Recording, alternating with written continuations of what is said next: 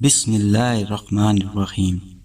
السلام علیکم ناظرین، کفار مکہ کی ہر ممکن کوشش رسول اللہ صلی اللہ علیہ وآلہ وسلم کو پریشان کرنے کی تھی، اس لیے دن بدن وہ لوگ پریشان کرنے کے نئے نئے طریقے ڈھونڈ رہے تھے اور انہیں بروئے کار بھی لا رہے تھے۔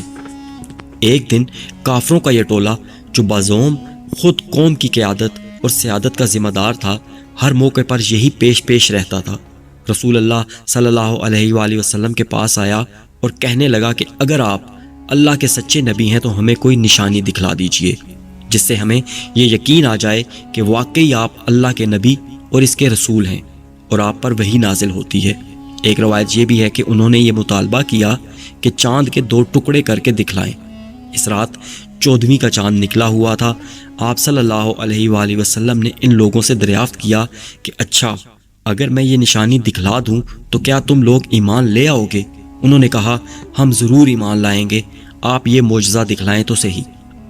آپ صلی اللہ علیہ وآلہ وسلم نے اللہ سے دعا کی اور چاند کی طرف اپنی انگشت مبارک سے اشارہ کیا۔ چاند 2 ٹکڑے ہو گیا، ایک ٹکڑا مغرب کی طرف اور دوسرا مشرق کی طرف چلا گیا۔ یہ واقعہ ہجرت نبوی صلی اللہ علیہ وآلہ وسلم سے تقریباً 5 سال قبل پیش آیا۔ روایت میں یہ بھی ہے کہ چاند کے یہ دونوں ٹکڑے 2 مخالف سمتوں میں جا کر رک گئے، ایک جبل ابو قبیس پر جا کر ٹھہر گیا، دوسرا جبل کیکان پر۔ لوگ حیرت زدہ رہ گئے۔ رسول اللہ صلی اللہ علیہ وآلہ وسلم اس وقت یہ ارشاد فرما رہے تھے، لوگوں گواہ رہو، چاند کی یہ کیفیت عصر اور مغرب کے درمیانے وقت کے برابر وقت تک برقرار رہی۔ اس کے بعد چاند پھر اپنی حالت پر واپس آ گیا۔ ہونا تو یہ چاہیے تھا کہ جن لوگوں نے یہ معجزہ دکھلانے کا مطالبہ کیا تھا اور اس مطالبے کی تکمیل ہونے پر ایمان لانے کا وعدہ کیا تھا، وہ اپنے وعدے کے مطابق اسی وقت کلمہ پڑھ لیتے، لیکن ان کے دماغ میں تو کفر و عناد کا خناس گھسا ہوا تھا۔ وہ کسی قیمت پر ایمان لانے والے نہیں تھے۔ کہنے لگے محمد صلی اللہ علیہ وآلہ وسلم نے تو جادو کر دیا ہے، نعوذ باللہ۔ پھر خود ہی یہ بھی کہنے لگے کہ جادو ہم پر تو ہو سکتا ہے لیکن جو دور دراز کے علاقوں میں رہتے ہیں ان پر تو نہیں ہو سکتا۔ یہ بڑا واقعہ ہے، ہر جگہ کے لوگوں نے اس کا مشاہدہ کیا ہوگا، باہر سے آنے والوں کا انتظار کر لیتے ہیں۔ اگر وہ بھی اس واقعے کی شہادت دیتے ہیں تو ہم اسے تسلیم کر لیں گے، ورنہ اس کے جادو ہونے میں کوئی شبہ نہیں۔ چند روز کے بعد باہر سے آنے والوں کا سلسلہ بھی شروع ہو گیا۔ چنانچہ جس شخص سے بھی یہ پوچھا گیا کہ اس نے فلاں دن چاند کو 2 ٹکڑوں میں تبدیل ہوتے ہوئے اور پھر یکجا ہوتے ہوئے دیکھا ہے، اس نے یہی کہا کہ ہاں میں نے دیکھا ہے۔ اس سے معلوم ہو گیا کہ یہ معجزہ دور دور تک دیکھا گیا تھا۔ ان شہادتوں کے باوجود وہ لوگ ایمان نہیں لائے اور انہیں ایمان لانا بھی نہیں تھا، ایمان ان کی قسمت میں تھا ہی نہیں۔ اس تاریخی معجزے کے بارے میں قرآن کریم کا یہ ارشاد ہمارے لیے سب سے بڑی حجت ہے۔ قیامت قریب آ پہنچی اور چاند شک ہو گیا، سورۃ القمر۔ علامہ ابن کثیر رحمۃ اللہ علیہ نے اس آیت کے حوالے سے اس بات پر امت کا اجماع ذکر کیا ہے کہ یہ آیت نبی اکرم کے معجزہ شق القمر کے سلسلے میں نازل ہوئی۔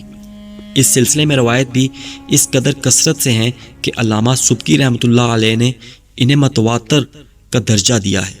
علامہ سید محمود لشکری الوسی رحمۃ اللہ علیہ لکھتے ہیں، میں نے تاریخ میں پڑھا ہے کہ جب سلطان محمود غزنوی ہندوستان پر بار بار حملے کر رہے تھے تب انہوں نے بعض عمارتوں پر یہ تختی لکھی ہوئی دیکھی کہ اس عمارت کی تکمیل اس رات ہوئی جس رات چاند 2 ٹکڑے ہو گیا تھا۔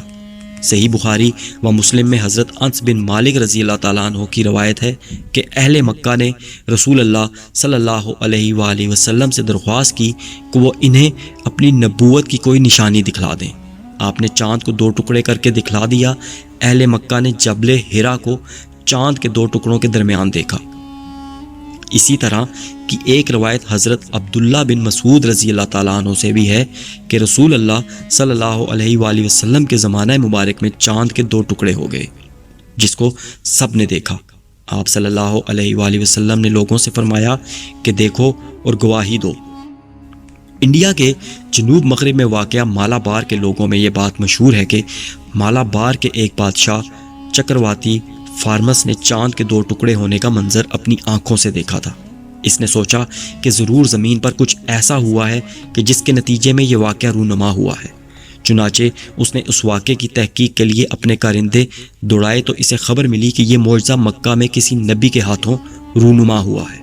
اس نبی کی آمد کی پیشن گوئی عرب میں پہلے سے ہی پائی جاتی تھی۔ چنانچہ اس نے نبی صلی اللہ علیہ وآلہ وسلم سے ملاقات کا پروگرام بنایا اور اپنے بیٹے کو اپنا قائم مقام بنا کر عرب کی طرف سفر پر روانہ ہوا۔ وہاں اس نے نبی رحمت صلی اللہ علیہ وآلہ وسلم کی بارگاہ میں حاضری دی اور مشرف با اسلام ہوا۔ نبی کریم صلی اللہ علیہ وآلہ وسلم کی ہدایت کے مطابق جب وہ واپسی سفر پر گامزن ہوا تو یمن کے سفر ساحل پر اس نے وفات پائی۔ یمن میں اب بھی اس کا مقبرہ موجود ہے، جس کو ہندوستانی راجہ کا مقبرہ کہا جاتا ہے، اور لوگ اس کو دیکھنے کے لیے وہاں کا سفر بھی کرتے ہیں۔ اس معجزے کے رونما ہونے کی وجہ سے اور راجہ کے مسلمان ہونے کے سبب مالابار کے لوگوں نے اسلام قبول کیا تھا۔ اس طرح انڈیا میں سب سے پہلے اسی علاقے کے لوگ مسلمان ہوئے۔ بعد ازاں انہوں نے عربوں کے ساتھ اپنی تجارت کو بڑھایا۔ نبی کریم صلی اللہ علیہ وآلہ وسلم کی بعثت سے قبل عرب کے لوگ اسی علاقے کے ساحلوں سے گزر کر تجارت کی غرض سے چین جاتے تھے۔ یہ تمام واقعہ اور مزید تفصیلات لندن میں واقع انڈین آفس لائبریری کے پرانے مخطوطوں میں ملتا ہے۔ اس واقعے کا ذکر محمد حمید اللہ نے اپنی کتاب محمد رسول اللہ میں کیا تھا۔ ناسا کی یہ تصویر چاند پر پائی جانے والی کئی دراڑوں میں سے ایک دراڑ کی ہے۔ ہم وثوق سے تو نہیں کہہ سکتے کہ یہ وہی دراڑ ہے جو معجزے کے وقت رونما ہونے کی بنا پر وجود میں آئی تھی، مگر ہمارا ایمان ہے کہ معجزے کے بعد چاند کی کچھ ایسی ہی صورتحال ہوئی ہوگی۔ بہرحال سائنسدانوں کے بیانات سے یہ بات ثابت ہو جاتی ہے کہ قرآن کریم نے جس واقعے کا ذکر آج سے 1400 سال پہلے کیا تھا وہ بالکل برحق ہے۔ یہ نہ صرف قرآن مجید کی سچائی کی ایک عظیم الشان دلیل ہے، بلکہ یہ ہمارے پیارے نبی امام الانبیاء کی رسالت کی بھی لاریب گواہی ہے۔ اللہ تعالی ہمارے ایمان کو اکمل و کامل کرے اور ہمیں قرآن و حدیث کے مطابق اپنے عملوں کو سنوارنے کی توفیق عطا فرمائے۔ آمین یا رب العالمین۔